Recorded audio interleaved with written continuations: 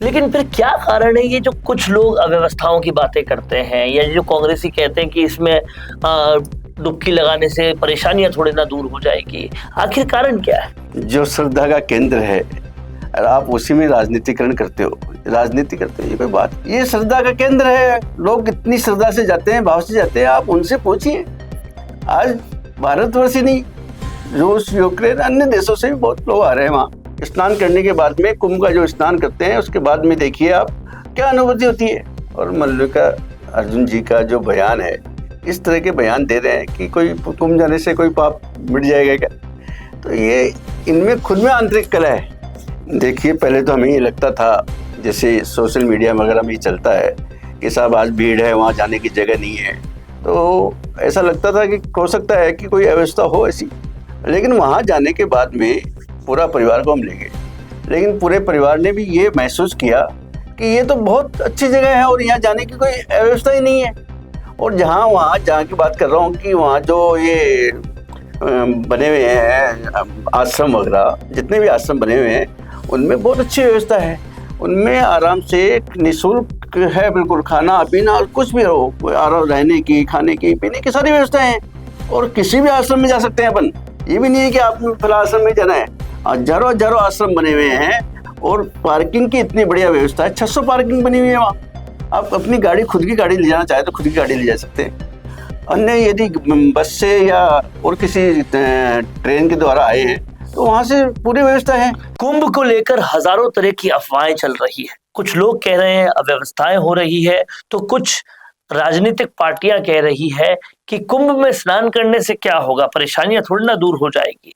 तो आज हम क्या कुछ होता है कुंभ में, क्या कुछ सच्चाई है कुंभ की, ये जानने के लिए हम दिनेश पोद्दार जी के साथ हैं, जो कि भारतीय जनता पार्टी के एक बहुत ही जबरदस्त कार्यकर्ता भी हैं और उसी के साथ साथ हाल में कुंभ जाकर भी आए हैं। भवन निर्माण समिति को देखते हैं बीजेपी राजस्थान के लिए। सर, ये जो कुंभ को लेकर लगातार बातें हो रही है, हाँ जी, कि वहां अव्यवस्थाएं, ऐसी कुछ बातें लोग कर रहे हैं। कुछ लोग कांग्रेस पार्टी के लोग ये कह रहे हैं कि वहां जाने से कोई परेशानियां थोड़ी ना दूर हो जाएगी, जो उनके अध्यक्ष है मल्लिकार्जुन खड़गे। आप कुंभ जाके आए, आपने पवित्र स्नान किया, क्या आपका एक्सपीरियंस रहा, और उस एक्सपीरियंस के बतौर आप इन सब लोगों को क्या कहना चाहते हैं? देखिए वरुण जी, कुंभ जो 144 वर्ष बाद ये अपन को सौभाग्य मिला है, और जो भारतीय के लिए, भारतीय संस्कृति का एक श्रद्धा का केंद्र है, बहुत ही अच्छा है पवित्र स्थान, जो माननीय मोदी जी के द्वारा उसमें जो व्यवस्थाएं की गई है, और जो लाखों करोड़ों लोग, आप देखिए कुंभ में जब से शुरू हुआ है कितने करोड़ लोग स्नान कर चुके हैं। 40 करोड़ से अधिक संख्या अभी तक स्नान कर चुकी है उसमें। और जो वहाँ की व्यवस्थाओं के बारे में बात करना चाहते हैं कि इतनी बड़ी व्यवस्थाओं को, इतनी बड़ी संख्या को, जो एक दिन में 10-10 करोड़, 8-8 करोड़ लोग भी स्नान कर सकते हैं, इस तरह की उनके लिए व्यवस्था की गई है। तो आप देखिए कि जो मौनी अमावस्या का स्नान था, या अभी बसंत पंचमी का था, या अभी पूर्णिमा का स्नान था, तो ये जितने भी स्नान है उस पर संख्या बढ़ती है। और व्यवस्था की बात का जहाँ तक है, मैं ये बताना चाहूँगा कि व्यवस्था की दृष्टि से उत्तर प्रदेश सरकार, उसको बहुत धन्यवाद की पात्र है वो, कि जो उन्होंने व्यवस्था की है वहाँ पर भीड़ को किस तरह से उन्होंने मैनेजमेंट किया है, किस तरह से उन्होंने उस भीड़ के लिए इंतजाम किया है।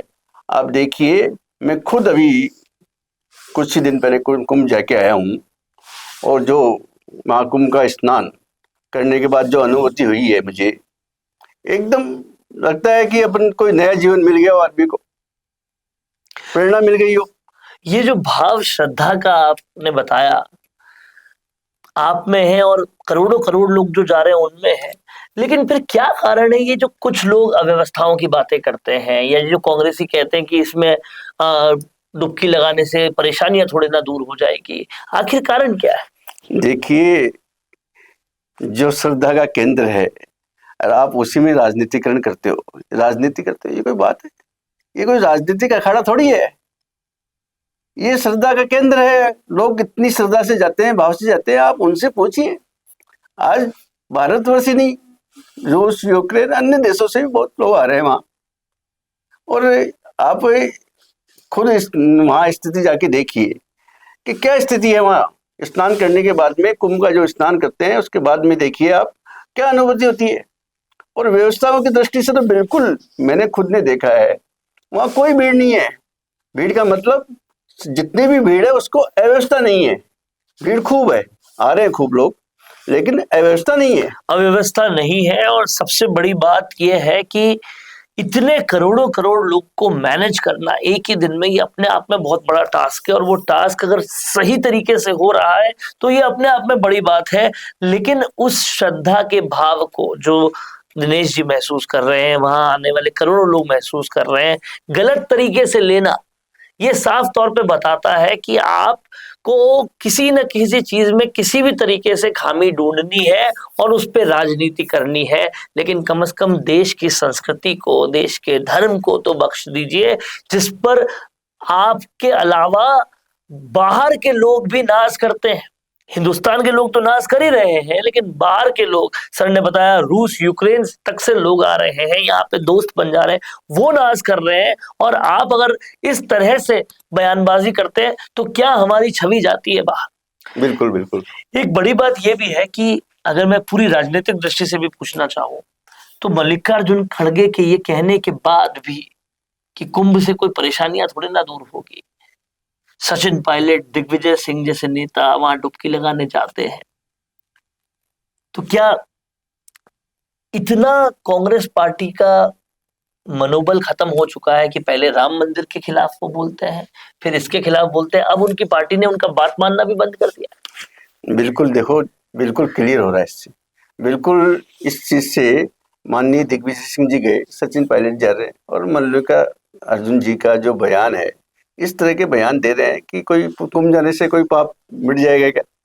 तो ये इनमें खुद में आंतरिक कलह है, ये पार्टी में अपने आप में आंतरिक कलह है कि ये पार्टी कुछ भी कह देती है।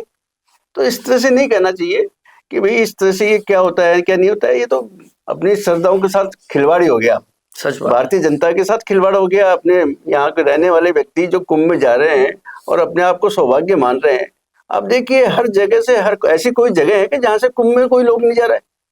आज मैंने खासकर एक और देखा उसमें, अभी जो कुंभ में गए तो वहाँ जो जाने वाले लोग हैं उसमें ऐसा नहीं है कि कोई एज वाले व्यक्ति जा रहे हैं, वहाँ पूरा यूथ तक उस कुंभ में जा रहा है, बच्चे बच्चे सब जा रहे हैं।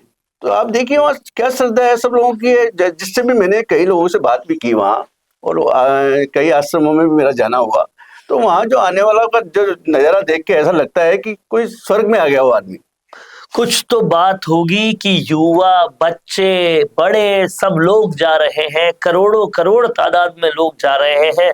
मल्लिकार्जुन खड़गे साहब, अब तो सचिन पायलट और दिग्विजय सिंह भी जा रहे हैं। इस बात को समझिए कि कुछ जगहें राजनीति करने के लिए नहीं होती, देश का सम्मान, गौरव बढ़ाने वाली बात होती है कि पूरी दुनिया से जिस कुंभ में लोग आ रहे हैं वहां इतनी बेहतरीन व्यवस्था है, और जो इन व्यवस्थाओं को लेकर क्रिब कर रहे हैं उन सबको भी समझना पड़ेगा कि इस तरह से झूठी बातें फैलाकर अपने देश का असम्मान करना कहीं की भी समझदारी नहीं है। सर ने बताया कि जब आश्रमों में गए, लोगों से बात की, तो श्रद्धा के सिवा और कुछ नहीं दिखा। तो ये कहीं ना कहीं हमारी पार्टियों को भी समझना चाहिए। जब आप पूरा परिवार लेकर गए और वहां पवित्र स्नान किया, उसके बाद पूरे परिवार वालों की क्या अनुभूति थी, आपकी क्या अनुभूति थी? देखिए पहले तो हमें ये लगता था, जैसे सोशल मीडिया वगैरह में ही चलता है कि साहब आज भीड़ है, वहाँ जाने की जगह नहीं है, तो ऐसा लगता था कि हो सकता है कि कोई अव्यवस्था हो ऐसी। लेकिन फिर भी हम लोग अपनी श्रद्धा का केंद्र जाना तो था ही और गए। लेकिन वहाँ जाने के बाद में पूरा परिवार को हम ले गए, लेकिन पूरे परिवार ने भी ये महसूस किया कि ये तो बहुत अच्छी जगह है और यहाँ जाने की कोई अव्यवस्था ही नहीं है। और वहाँ जहाँ की बात कर रहा हूँ कि वहाँ जो ये बने हुए हैं आश्रम वगैरह, जितने भी आश्रम बने हुए हैं, उनमें बहुत अच्छी व्यवस्था है। उनमें आराम से निःशुल्क है, बिल्कुल खाना पीना और कुछ भी हो, आराम रहने की, खाने की, पीने की सारी व्यवस्थाएं हैं। और किसी भी आश्रम में जा सकते हैं अपन, ये भी नहीं है कि आपको फिलहाल आश्रम में जाना है। हजारों हजारों आश्रम बने हुए हैं और पार्किंग की इतनी बढ़िया व्यवस्था है, 600 पार्किंग बनी हुई है वहाँ। आप अपनी गाड़ी, खुद की गाड़ी ले जाना चाहे तो खुद की गाड़ी ले जा सकते हैं। अन्य यदि बस से या और किसी ट्रेन के द्वारा आए हैं तो वहां से पूरी व्यवस्था है। तो ये वीडियो आपकी सारी भ्रांतियां दूर करने वाला है कुंभ को लेकर।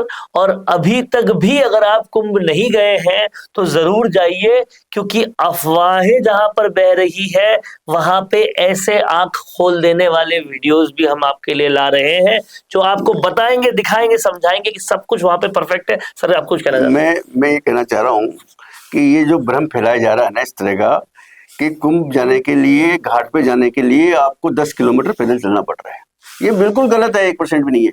आपको प्रॉपर ट्रेन से आए हैं या बस से आए हैं तो ठेठे घाट के पहले जहाँ कुंभ मेला स्टार्ट होता है वहां जाने तक का ऑटो वगैरह आराम से मिलता है, और बिल्कुल 50 रुपये शुल्क में ऑटो मिल जाता है। और उसके बाद में जो आगे इस घाट तक जाते हैं उससे 200 मीटर दूर तक भी ऑटो मिलता है, इसलिए पैदल जाना पड़ता ही नहीं है बिल्कुल भी। मैक्सिमम यदि चलना ही पड़ेगा तो किलोमीटर, 1 किलोमीटर, 1.5 किलोमीटर ज्यादा चलना ही नहीं पड़ेगा किसी भी हालत में।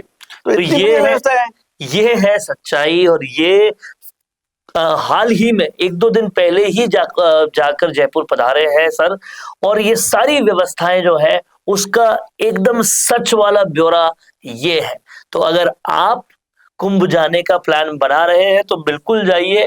अव्यवस्थाओं की अफवाहों में बिल्कुल मत आइए। अफवाह फैलाने वाले फैलाते रहेंगे, लेकिन जो हमारे देश की कल्चर, संस्कृति है, ये आशीर्वाद रोज रोज नहीं मिलता, 144 साल बाद मिल रहा है।